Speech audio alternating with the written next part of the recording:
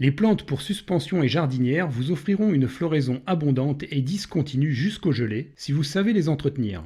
Très régulièrement, vous devez enlever les fleurs fanées. Cela facilite la formation de nouveaux boutons floraux. Selon les espèces, détachez les fleurs fanées tout simplement avec les doigts ou utilisez un petit sécateur. Le terreau des pots, jardinière et suspension sèche très vite.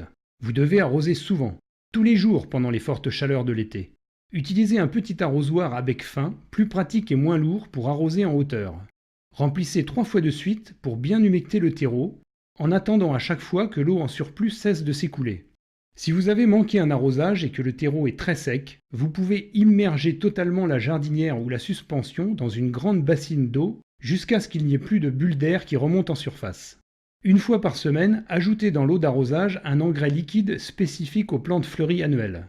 Respectez bien les doses d'utilisation indiquées sur l'emballage.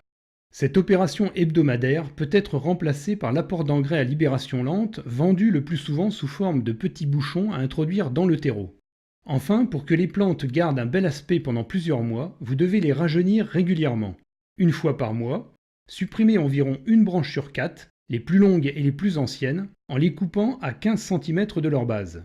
Ainsi entretenues, vos plantes de jardinière et suspension fleuriront abondamment et très longtemps. Il existe des dizaines de variétés adaptées à ce type de culture. Vous pouvez acheter suspension et jardinière en produits finis, prêts à poser, ou les composer vous-même selon vos goûts.